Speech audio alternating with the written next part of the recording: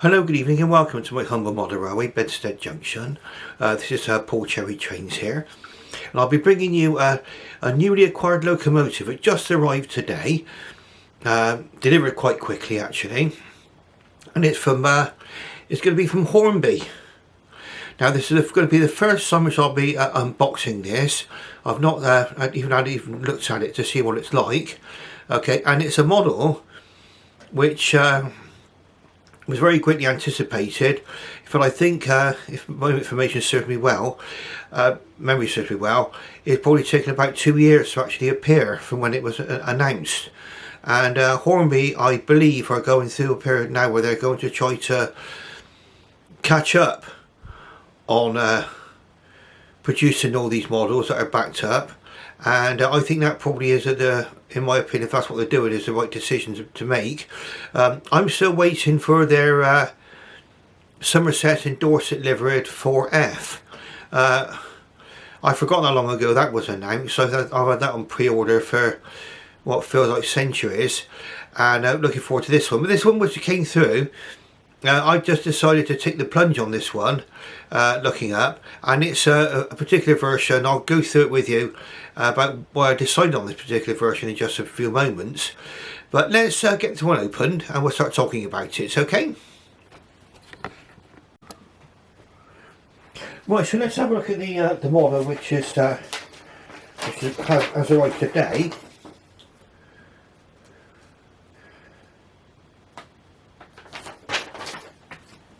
And it's a Hornby model, as we say, and it's R3982 BR standard 2 MT medium mixed traffic 260 78006.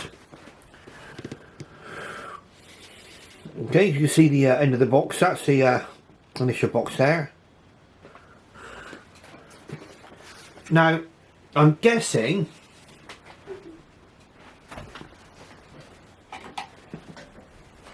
that this will be in Hornby's packaging that we've always been used to, rather than their later packaging, considering how long this model has been awaiting release. So we'll have a quick look. Right, so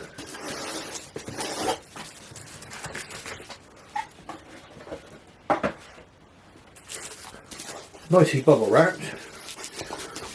So just need to, so you see it's nicely bubble wrapped now. We can see, look at that, and all those bubbles.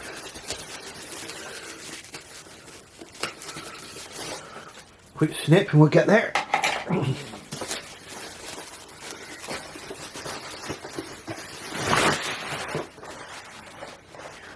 Right, here we are. So we're on the inner box, yes. R3982 standard 2 MT 260 78006.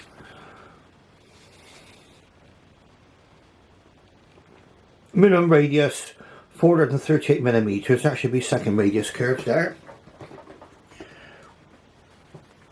Nice picture on the box. I like this packaging actually. I know it's their earlier packaging.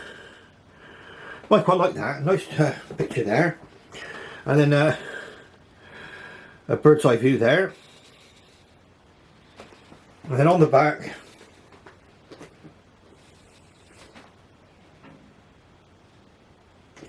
diagram there.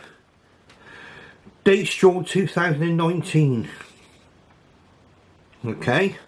And then we get a history which I'll go through briefly with that with you. But if you want to pause that should be in focus for you to then read if you wish. Okay, check it out still. Okay, so 2MT.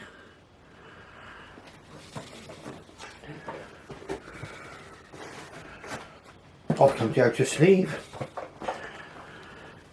Yes, in the normal Hornby block of ice packaging. And what are my initial impressions? Good. No bits in the bottom of the box, I can see rattling around. It's always a good sign. And to be fair with Hornby, I mean, I've came back into this hobby about two or three years ago, and back then, one or two models were coming through in a damaged state. But a lot of the all the models I've received recently from Hornby have arrived in more or less perfect condition.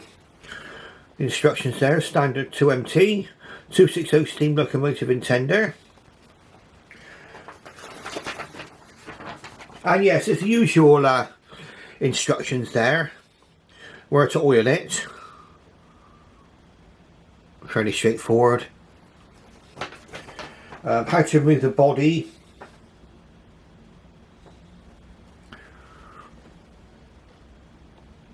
And the addition of accessories. And you can see from this here that it's the traditional sort of screwed on drawbar and plug with wiring. Okay.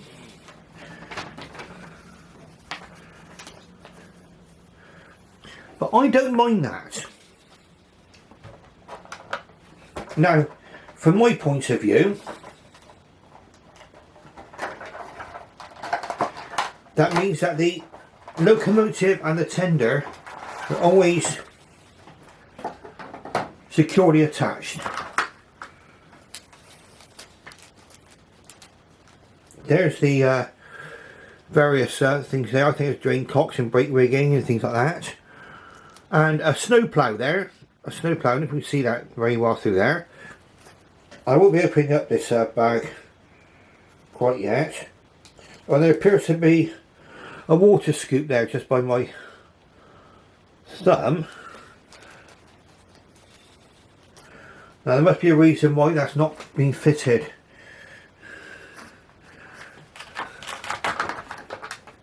Right, we're going to put the camera downwards now. Point it downwards.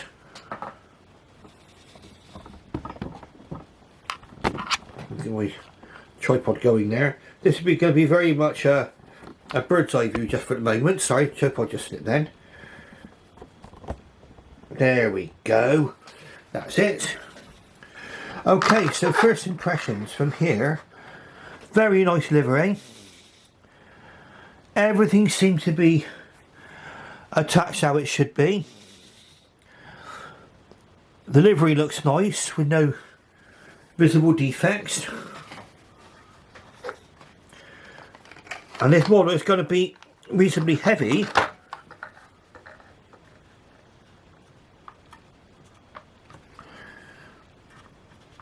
Because I believe that the construction of this model is die cast.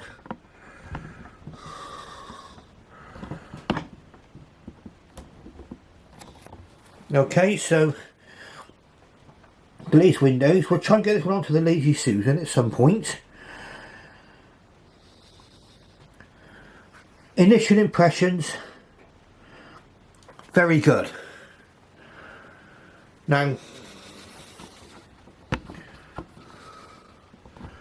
just raise the tripod a second and you can see in the distance there my customary railing ramp. Because we are going to put this one onto the tracks now to see if we have a working locomotive. So if you just bear with just a few moments, bear with me. Now,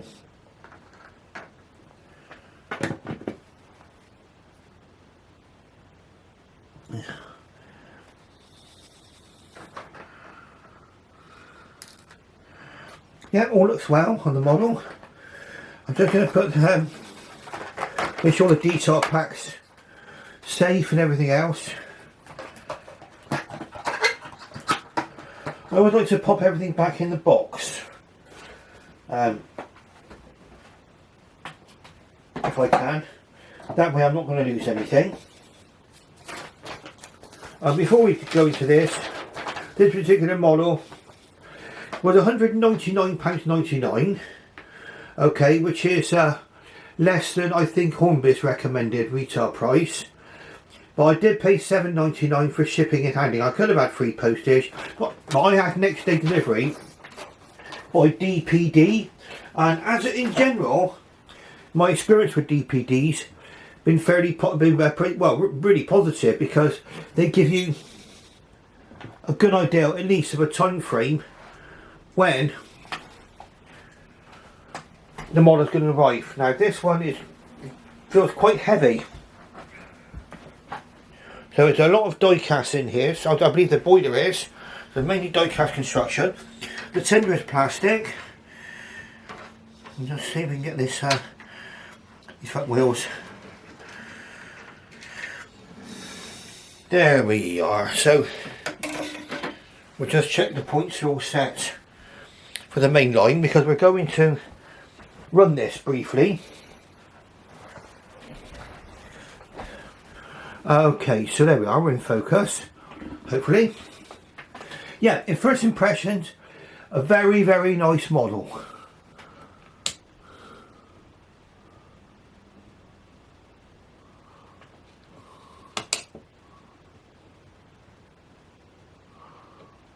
Right, so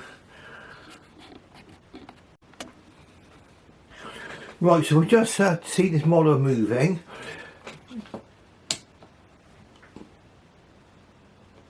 Backwards, forwards, right. Now let's do the usual little running session. You can see it there now. I've zoomed out slightly so you can see more of the layout, and we'll see this locomotive come round in just a moment. Now, what I would say is that we are going to be comparing this model in some ways with the Accurascale model. I did hear a slight click as the train went round there, so we're just going to check that the track is everything it should be. It may just be my imagination. I thought I heard a little bit of a click as it came round. So let's check the tracks all together. Nothing's in the way. No. Could be just my imagination. Right, here we go. Let's take a look through the country station, shall we? Over there. See the locomotive down in the corner. Now this didn't BR lined green. Now one of the reasons why I chose this particular version, oh there it goes, running perfectly now. This particular model, or a particular locomotive, saw service on the western region of British Rail. So me being a GWR fan, that was the version that I wanted to go for. There are other versions which would have actually served in other parts of the country. This is the smallest of the standard class of locomotives, at least in the form of a tender engine, and they were built for the lightly laid areas of our railway network, and so they found their way in the western region in North Wales, I believe, again Shrewsbury, I think, that sort of area as well. Anywhere really where the Cambrian Railway was located. Right, so first impression of this model, very, very, very smooth runner. Very, very nice indeed.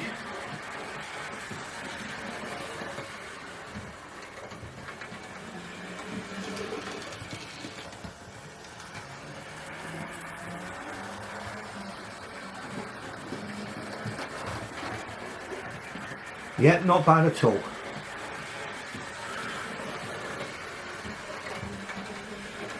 Now I don't think this one is going to be a pocket rocket on the track, and that's very often a good thing, because you're looking at it running at realistic speeds. And I can see that the wheels are spinning around quite well, and everything else quite fast. All the gear. Well, we're going to lower the tripod down just a little. Okay. I want to. Yeah, I don't think we made any drastic difference.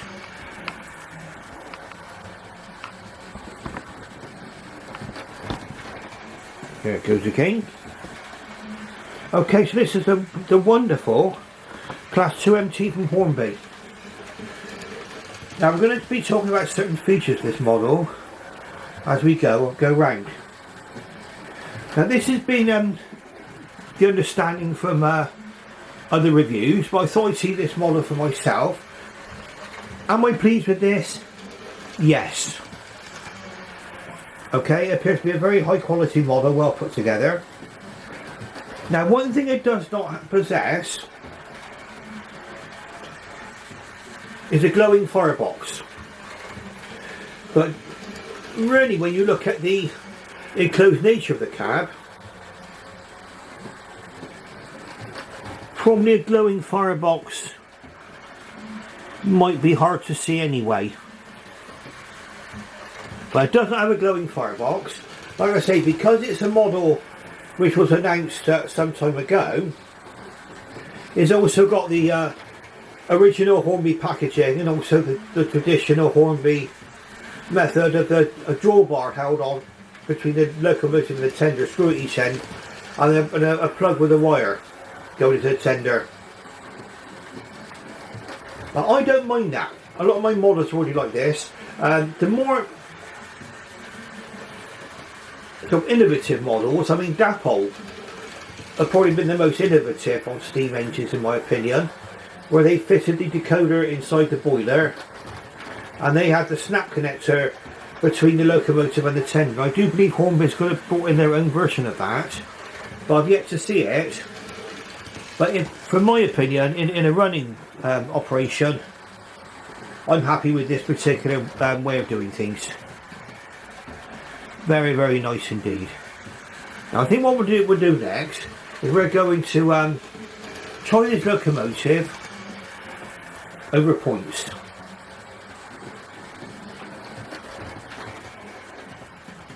So we're just going to draw her up to the signal box there.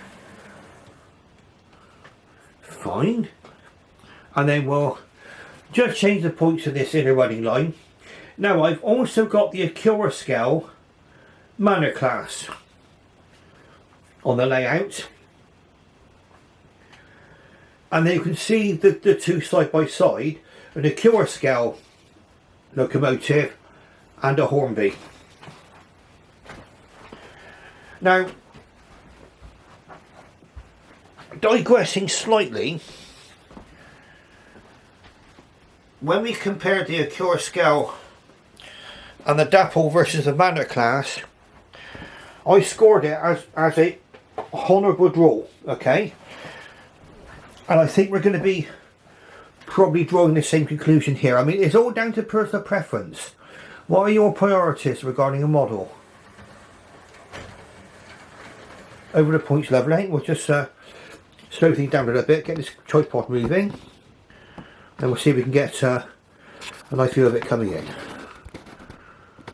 So, there we go.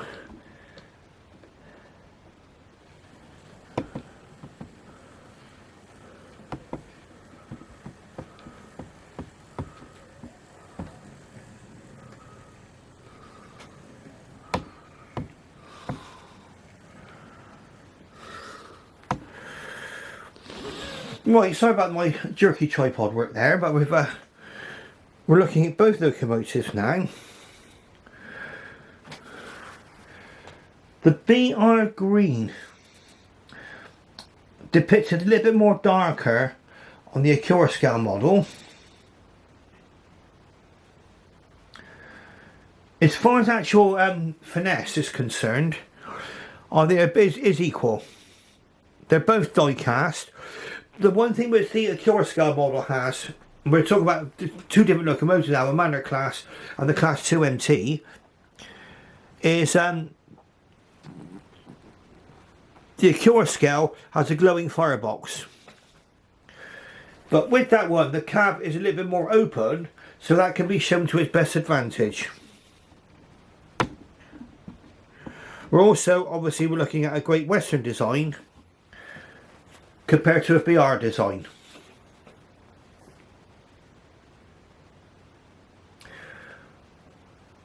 As far as finish is concerned,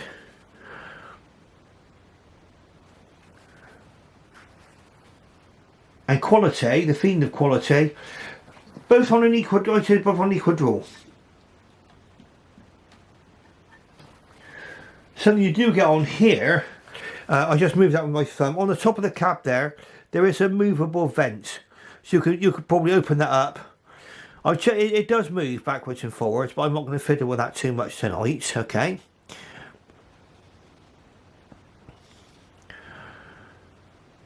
And that one there, that's the late crest, and that's the early crest.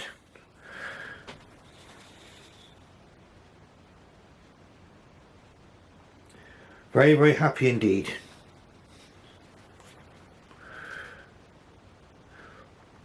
With these standard class of locomotives, you do get a lot of pipe work on a lot of these locomotives. You can see that on the top of the front of the boiler there. Now, I think Hornby's made a very, very good job, and you can see on these particular ones actually with the Class 2 MT, and I believe that this is the same as on the Iverts version, the original locomotive on which this was based. The cab, you can see they've got the there's also a back to the cab there,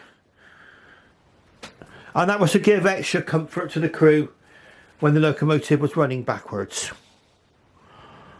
As a result of that, the cab is more enclosed as opposed to the cab on the Great Western locomotive. This was designed by Robert A. Riddles, this particular standard class of locomotive. I would say this is the smallest of the standard class tender locomotives. Now the next time we see this particular locomotive, it will have carriages attached. So I'll be back with you in just a few moments.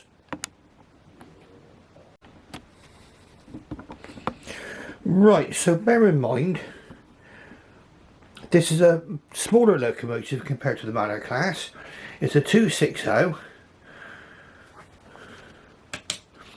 I've attached Great Western carriages to it because I wanted to compare performance like for like. Okay, so I've got the same coaches basically on each locomotive. I'm just going to try and reverse at the station. Right, so we'll go towards the junction there, and we'll just watch this one come out.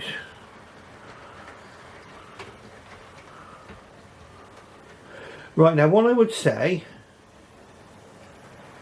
is that there's very little sign of any wheel slip. Okay,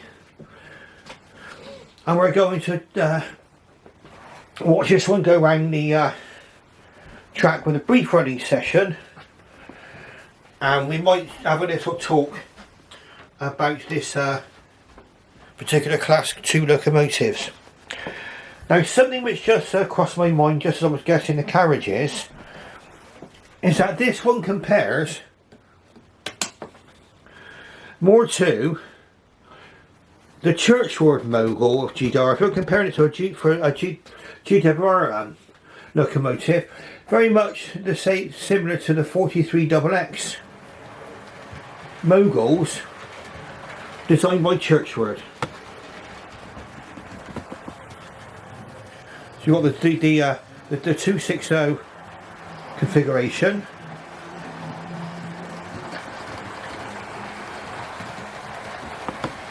Quite smooth performance there. Gathering speed quite nicely now. Like I say, these were used in the main on the Cambrian Coast Express. I think that maybe, I don't know, or in the Cambrian Coast area. And we just have a look and see if that's borne out by what's on the box. So these were developed from Iverts Class 2 MT 260 design of 1946 for the London Midland and Scottish Railway. The British Railway Standard Class 2 MT benefited from the work carried out in 1949-50 to improve the steaming characteristics of the eyelet. Under Robert Riddles, the design was principally carried out from Derby with input from Swindon, Brighton and Doncaster drawing offices. And the 65 locomotives ordered were all built at Darlington between December 1952 and November 1956 to Swindon Lot 402. The principal difference between the two Class 2MT types centred upon the cab. On both locomotive and tender, BR standard using an angled cab side matching the tender cab to improve route availability to almost universal access across British Railways network.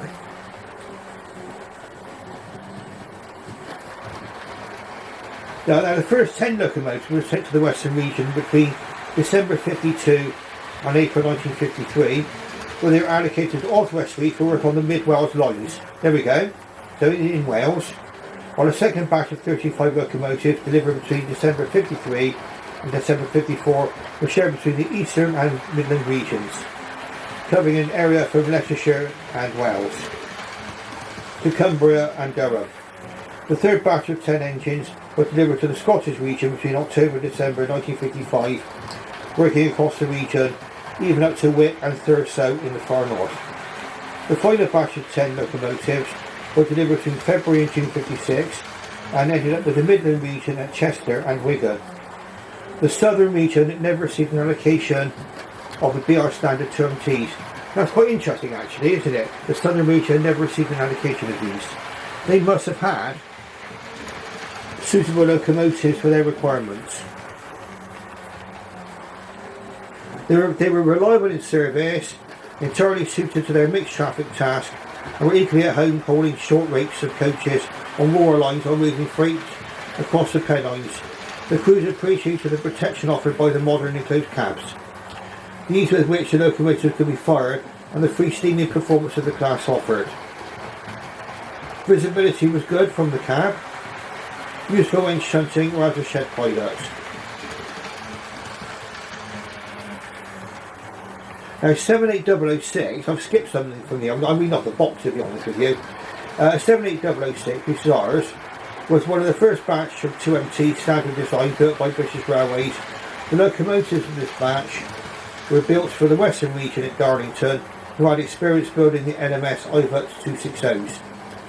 The locomotive was initially assigned to Oswestry Depot for work in Mid Wales, where the enclosed cab design proved a huge advantage.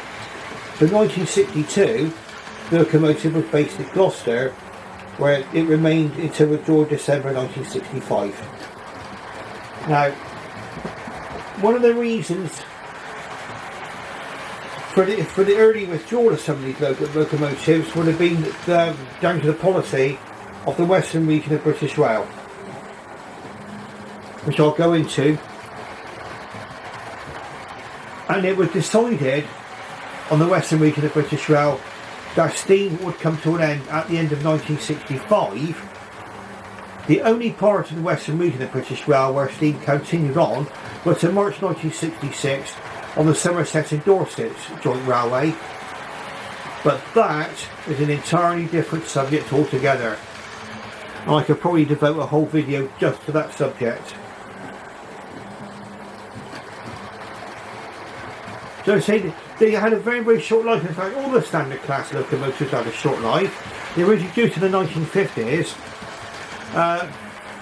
still being produced while the modernisation plan was in fruition, and it was planned to replace them all with diesels.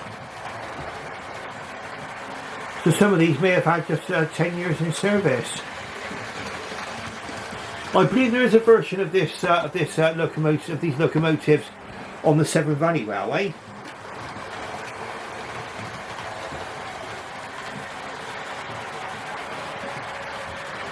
So for running, I don't see detect any slipping. My layout, because it's on a bed, is not entirely level. So you may hear it slowing down as it comes towards my end, but it actually has to climb up a little bit. One day I will be producing a layout which will be on its own legs. At the moment, as you can see, why this is called Bedstead Junction, it's on my bed.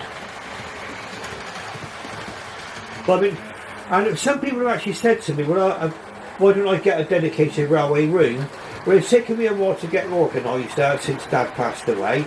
And I know it's 2 years ago, but I'm getting to the stage now where I'm clearing one of the rooms to actually have a dedicated railway room. Now I can actually put a layout out more permanently, and I can get to work on scenics and things.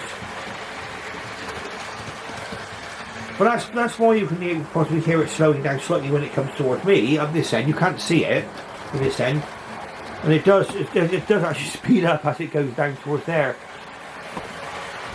But a very, very nice run of this, very, very smooth. Now, whether it's because it's got the gearing of the locomotive, and I reckon it is the gearing, you do need to turn this one up slightly to make it go fast. I don't think it was designed to be a fast locomotive. Very, very nice indeed. Now what we're going to do is we are going to have a quick look at this locomotive on the Lazy Susan, so we can see all the details close up and personal. So the next time you'll see this locomotive, we'll be having a close-up and personal view. Right, so this is the super Class 2MT model from Hornby, close-up and personal on the Lazy Susan. Now the first thing which will strike you if you buy one of these models is, yes, how small it is compared to even the Manor class, okay? Obviously it was designed to be run probably on more lightly laden lines, okay? Because of the weight restrictions, which you always get with locomotives. The number is 78006. BR Crest. BR Crest was adopted from 1956 onwards. The actual colour of the locomotive, the shade, looks great in my opinion. Nice representation of all the brass pipework coming round on the locomotive. Now I do believe that the, I don't know if you can actually see it from here, but running from the bottom of the cab round to the back wheel here is a speedo cable. Now I do believe that when you remove the body, you don't need to worry about removing the speedo cable. I believe that's attached to the chassis. Don't hold me to that. We'll probably have a look at that. I'll do a body removal in another video. But I do believe that to be the case. You've got the bearings of the tender bearings there, on the wheel bearings, represented in yellow. That's quite accurate.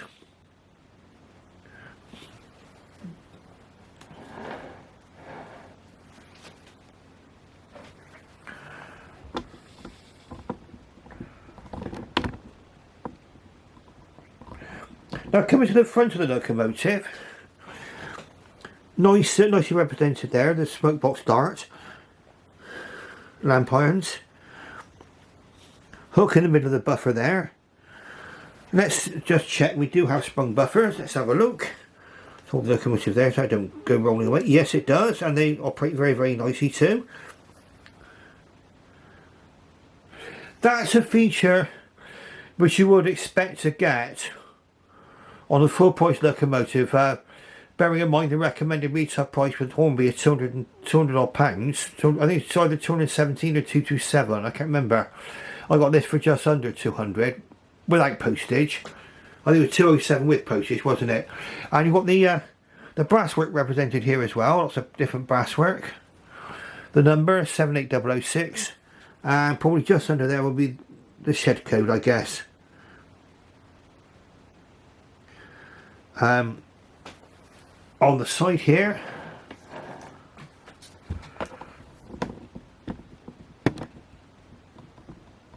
I'm a bit of a squeaky tripod here. Look, just about to make out the builder's plate, the builder's mark there. Very nice lining, is in our BR lined green. Nice lining on the tender as well.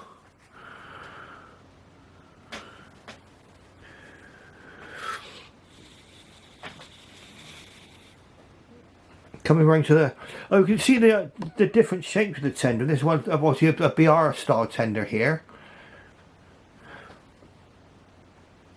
See, the coal load is higher up. The water filler cap, I believe, is fixed in place. Let's just see if we can get the camera pointed on this. Oh, there we go. Right, so we've got a nice ladder on the back. Usually find those on standard class locomotives.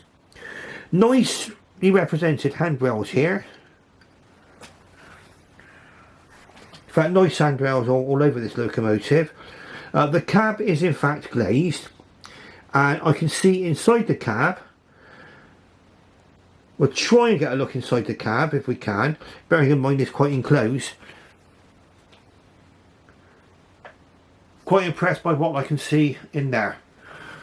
Again, sprung buffers. The usual narrow NEM type coupling on the back there, and there's a coupling on the front as well. Or is there? No, there's not one fitting on the front. I think that's in the one from the front is in the detail pack. Then we just come around to the side here. This is the other side, of course. And again, all the brasswork nicely represented there. Here, lovely lining, lovely handrail around the side represented. Very nice locomotive in my opinion. Coal load looks reasonably well represented. Not as sparkly as the Bachmann coal loads, but I think Bachmann's coal loads are made of metal, aren't they? But it's still very, very nice, okay?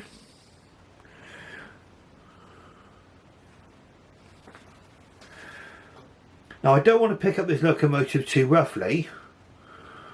I was hoping to show you just underneath. I'm just going to do this gently to see if I can pick it up with one hand. Yes, we can without damaging it. You can see underneath the drawbar arrangement there. So it's got a screw on it either end. That means it's going to be held firmly in place. And you can see the plug there, the normal Hornby plug, which you normally need a special tool to remove.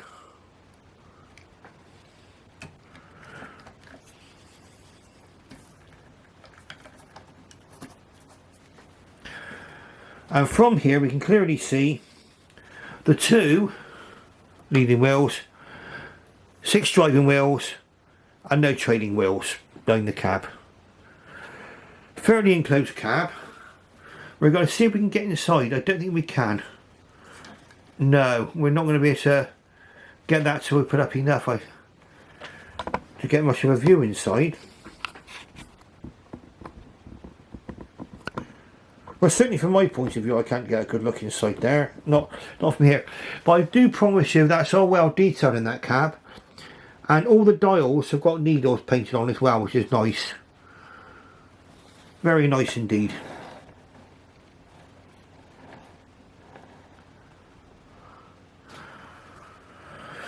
Right, am I impressed by this locomotive? Yes.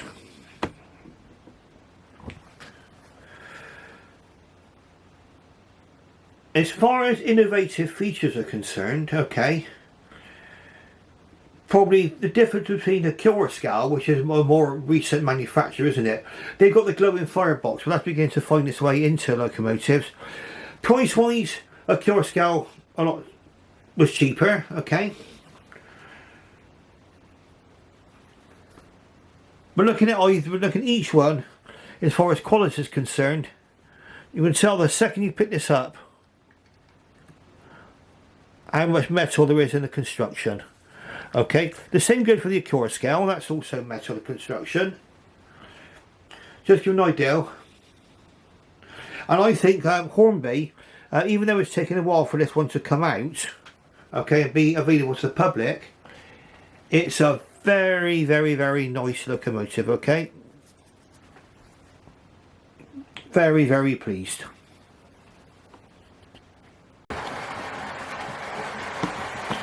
Right, so we can see our lovely standard class 2MT going around the track here tonight. Very, very nice locomotive, running quite well, quite smooth, straight out of the box. I would say I'm completely happy with this particular locomotive.